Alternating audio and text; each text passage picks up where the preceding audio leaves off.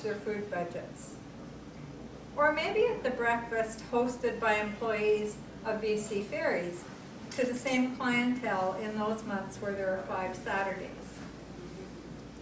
He's a member of a group of concerned citizens who recognizes families are going without meaningful food and social programs. They work with neighborhood houses to see what can be done to expand their respective programs. He's also handy to have in a working kitchen. Ask any of the volunteers at the Government House Tea Room. He's been an active member of Masonic lodges, a Shriner, a Shrine Clown, and he's an elder at St. Andrew's Church in downtown Victoria.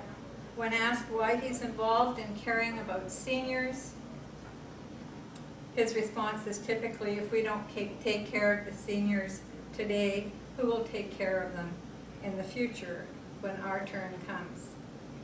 Gives me great pleasure to introduce you to my longtime friend and associate, Mr. Jim Ferguson.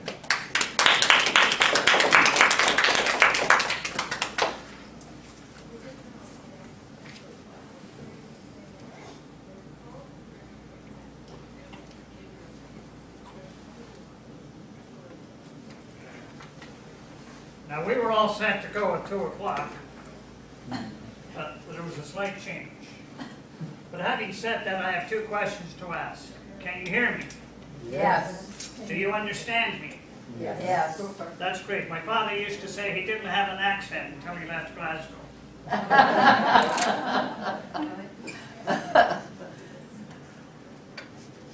So bear with us while we put the presentation up that was up a couple of minutes ago. The presentation was prepared by our fellow advocate, Christine. Project manager. And, I'd like to say thank you to Christine for putting this together for us. And although the presentation uses the same slides, every person who's going to make a presentation will put their own spin on what the presentation looks like. So I'm going to talk about my experience rather than someone else's in terms of lessons learned. So,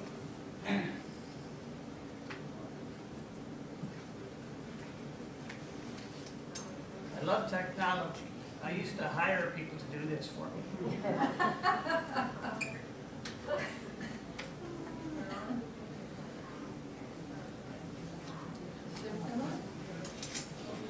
Here we go. Here we go. So, thanks, Lynn, for the introduction. I couldn't have done better if I'd written it myself. As Lynn mentioned, Joe and I have been friends for a long time. And when I retired, I didn't make it known to anybody except my employer. I wasn't too sure about that. But I was going to retire. And I wanted to retire for 6 months and not tell anybody that I'd retired. Because when you retire and you say, geez, all of a sudden, you've got 40 hours. You can come and do some volunteer work.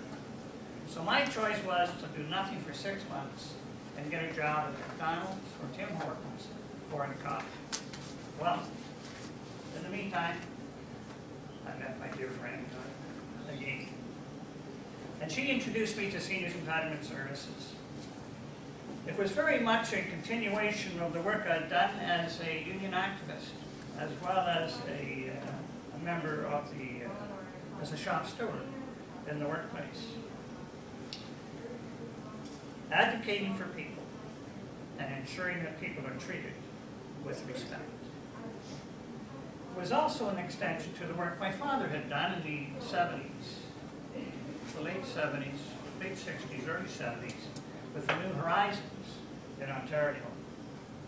So advocating for others, and seniors in particular, is not a new form of interest. So who are we? Well, we have an interesting mix of volunteer advocates. 2 of our advocates are health professionals.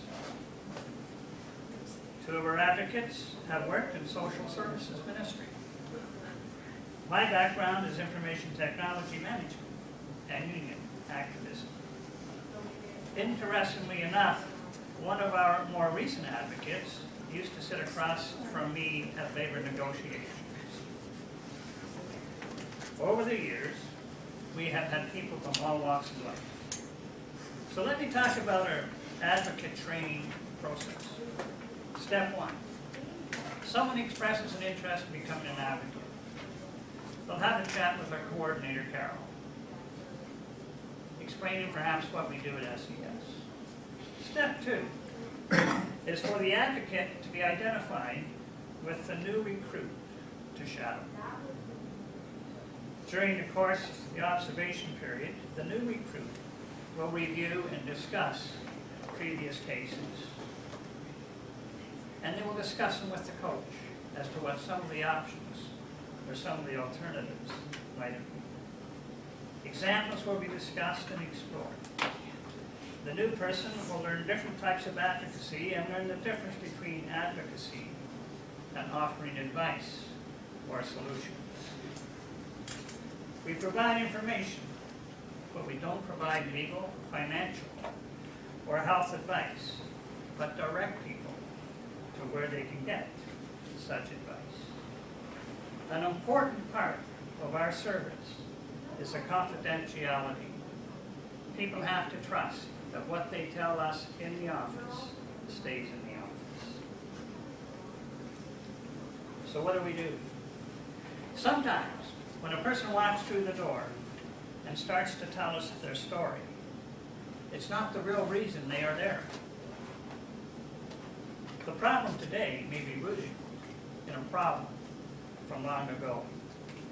Perhaps a health problem today is related to a housing problem or accommodation from many years ago. Our first task is to listen and encourage the person to speak. Sometimes all they need is someone to listen to them, help them clarify their thinking. We may have some people who are not aware of the entitlements. And I want to take a moment and talk about the word entitlement. Some people use the phrase as, he has a sense of entitlement, meaning they haven't earned what they are asking for. As an example, an employer might say, the union has a sense of entitlement. This is not the case in seniors entitlement services. As a taxpayer, you have contributed to the creation of services to be provided to you in your senior years. Many people are not aware that these services exist, nor are they aware where they can get them. They don't know how to access them. Our job is to identify the issue or problem, research and look for solutions, then provide information and referral services. It's important that as a senior, you be aware as to what you have paid for and what your entitlements are. An important part of what we do is to support people as they face the unknown. We promote independent living. It is important to be aware. One size does not fit all. There may be some healthcare services more suitable for others, depending on the mobility and or health conditions. Maybe, rather than people moving into assisted living residences, they are better off to remain at home and have services come in on a frequent basis. One of the significant challenges with services remaining at home is social isolation. We have many seniors in Victoria who do not have a social or support network. Their families are out of town. We have directed clients to other programs such as the Community New Horizons or the Senior Center. Historically, people might come to us, and in turn, we will direct them to other agencies to help. Recent history has shown these agencies previously referred not to us, but now will come to us asking for assistance. Together Against Poverty or TAPS regularly refer people to us to help their clients.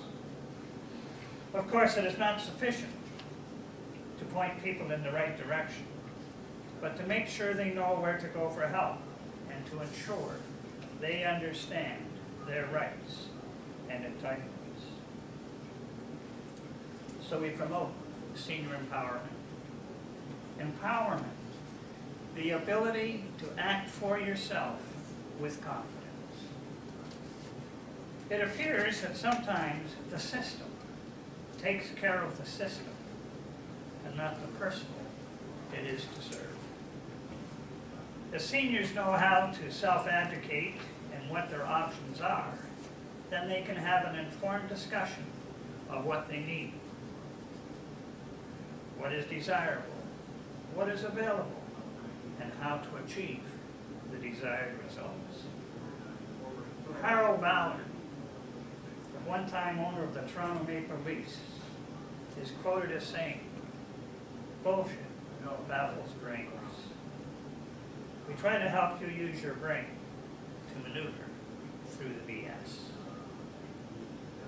How does one gain confidence? By learning their experience is not unique, and others have walked through the same minefields. Sometimes people have a pretty good idea of where they want to go. They just need help finding the path. We may make suggestions, but at the end of the day, the client is the one to make the decision as to what path to follow. As seniors, we are all faced with challenges. Housing for many seniors can be a challenge.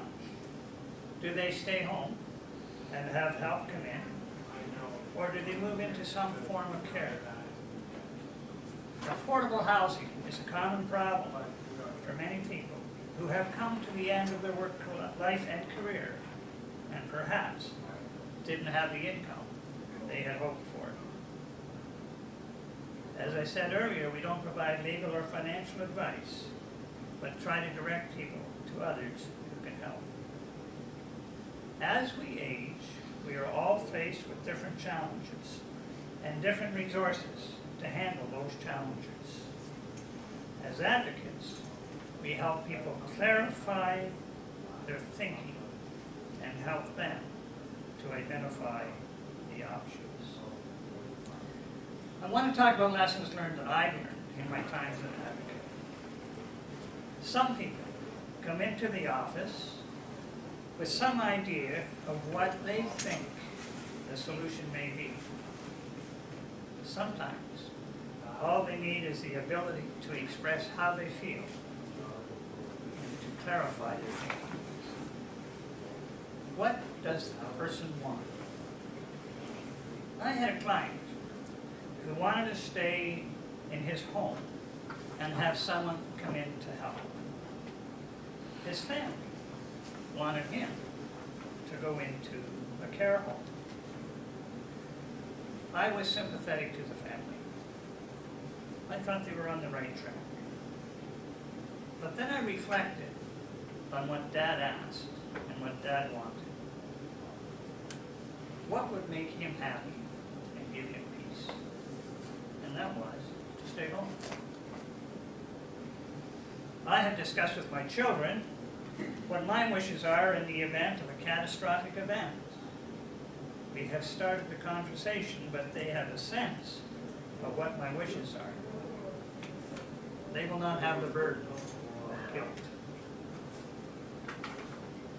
Family dynamics are the most challenging element of dealing with seniors.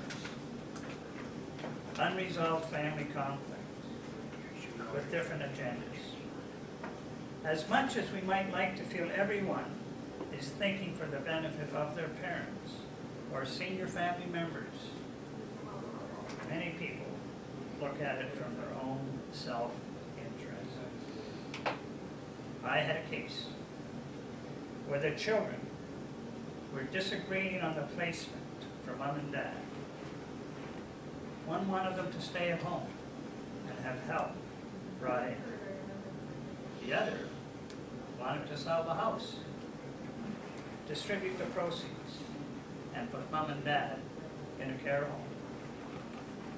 Not necessarily together. It is up to us, while we can, to make the decisions we wish, to communicate them to our families, and ensure we have the proper documentation in place so our wishes are carried out. We work with a number of partner organizations. It is important that our clients know there are many resources available to them to help them work through the system. First and foremost, there are people who are entitled to be treated with respect. There is a different reaction at the other end of the phone when we call an agency and state we are phoning on behalf of a client and are looking for information or assistance. For the most part, the agency will respond differently than if the individual were to call. This list is a number of agencies we work with. We have called on them for help, and they on occasion will call on us to help them with their clients. So here's our contact information. If you contact us or have any suggestions on how we can better serve our seniors, please drop us an email. Watch for us at community events. And if you would like us to make a presentation at your associations, perhaps your church or a service club, we'd be more than pleased to do so. Now is an opportune time to respond to questions, and perhaps there's an area you would be looking for clarification. Thank you to our sponsors. In particular, thank you to the Greater Victoria Seniors Old Age Pensioners Organization. Without your leadership and foresight, we would not be able to provide the assistance, encouragement, and support to people in time of need. Thank you for your time and attention. We are very interested in your feedback. The form has been included in the package. And if there are things we could have emphasized or things we should have included, it certainly would be helpful for us for future presentations. So with that, I say thank you.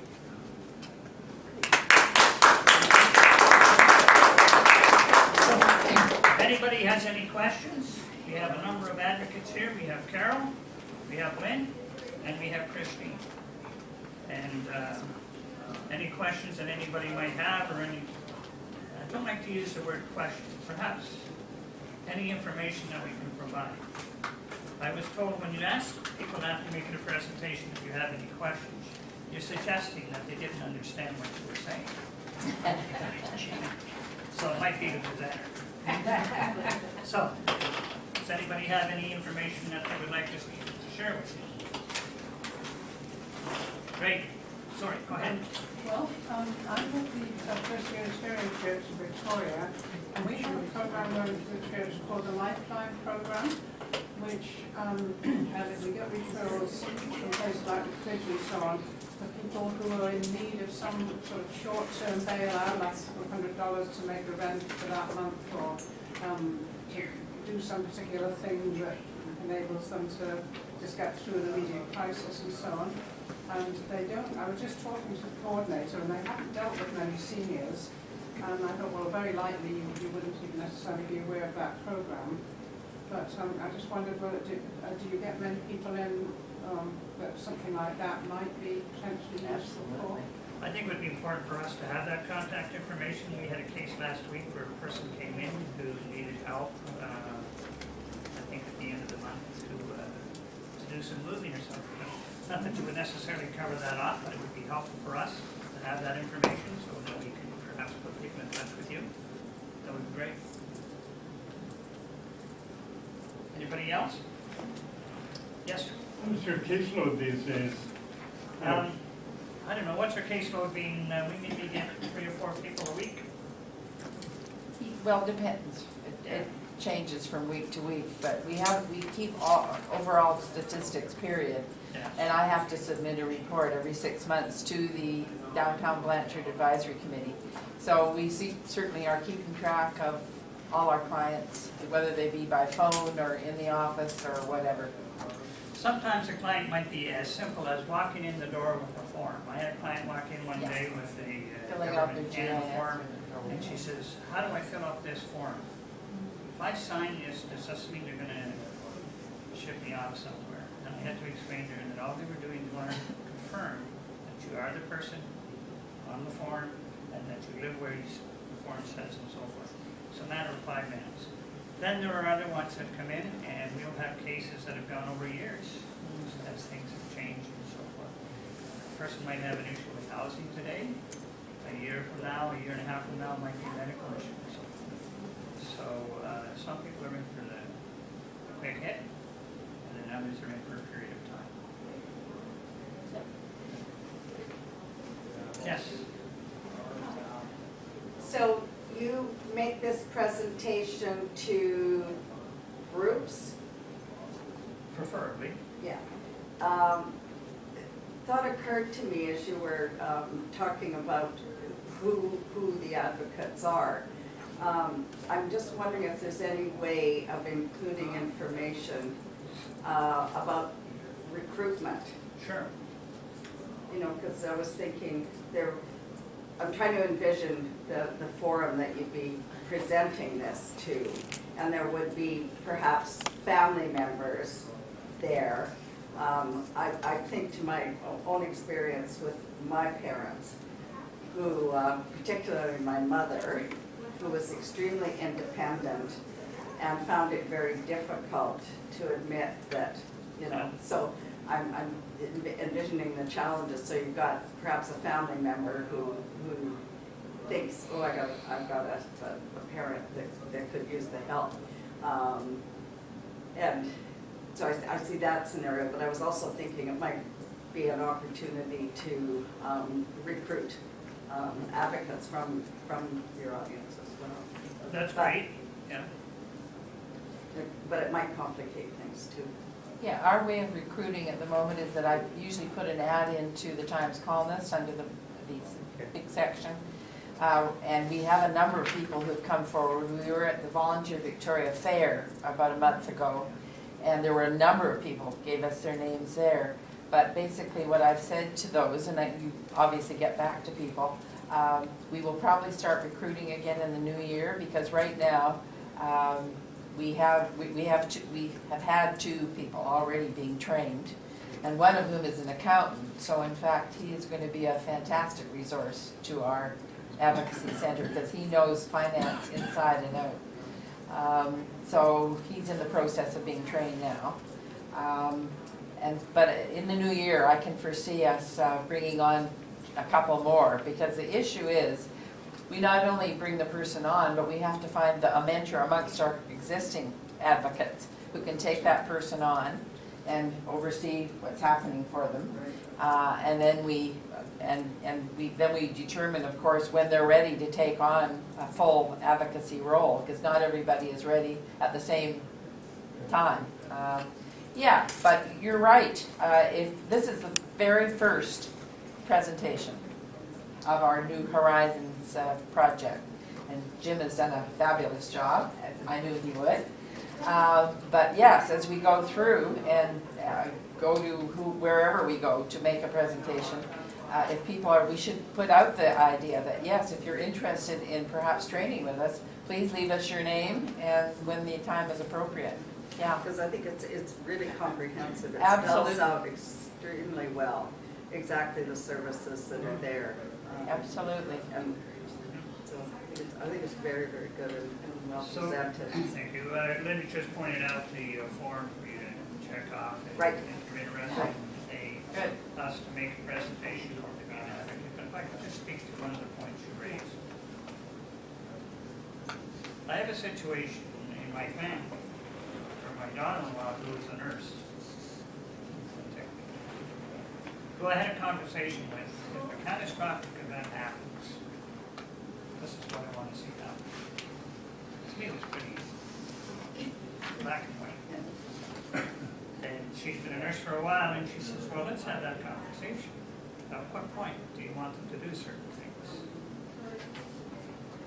Well, when the time comes, I'll let you know. She said, when the time comes, you will be able to tell. That's right. So her mother is about 65. My daughter-in-law's grandmother is 85. Mother has made changes in her lifestyle to purchase a home, to suite, to take care of her mother. Mother has 5 grandchildren that live in this town that she would take care of after school. It got to the point that she needed to take a break from her mother and her grandchildren because the stress was just too much for her. And so now grandma has now been put into extended care. Mother, daughter-in-law's mom, has gone through this horrendous, complex guilt. Am I being a good daughter? And my daughter-in-law says they should have this conversation 20 years ago. And that's what we're suggesting to people. Well, you're able to make the decision. You have that conversation. Because when the time comes, the person that's going to make the choices for you, you're going to look at it from their perspective. So, what do I think? You know, at the age of 70, in a place, as compared to someone who might be 85 or 90, or someone who's 50. So it's important that we have those conversations. But part of the ethnicity, I suppose, is that people don't like to talk about what's going to happen in 5 or 10 years' time. Let's get it on the table and talk about it. So, you know, valid point in terms of, that's the secret, I think, is to talk about it. Ministry of Health has put out an excellent resource called My Voice. It has everything in there that you would ever want to know, including the forms for representation agreements, advance directive, all of those kinds of things. And the suggestions in it are really very, very useful because they do encourage families to sit down with each other and talk out, you know, what's ahead, what maybe, what the wishes are, etc. So I would commend that to anybody. You can get it off your computer. My Voice under the Ministry of Health of BC. It's a really good document. Yeah. So Jim? Oh, With all the volunteering that you do, you sound like that Energizer bunny. What on earth do you do at the Government House tea room? I'm the #1 dishwasher. I just picture little sandwiches and putting on an apron and serving. Well, actually, I wash dishes and clear tables. Oh, okay. It doesn't require any responsibility at all. All right, you don't have to think about that one. Well, thank you for coming today. We really appreciate the presentation, and I encourage everyone to fill out the form so that we can give that back. And we have something here that you can share with the wonderful volunteers that you have, and you can tell them that we appreciate their work very much. Well, thank you very much. Thank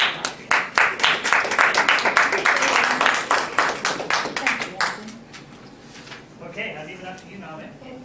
Thank you, ladies and gentlemen. Please do fill out that evaluation form about the presentation. It's in your package on the right-hand side. And if you would be so kind as just to place it on the table, the sign-in table there, please. It would be good, or up here on the table up front would be fine. If you could just fill it out for us, we'd really appreciate that. We'll take a quick little break for coffee, tea, and goodies over here, and then we will commence with our regular general meeting. Thank you again for coming.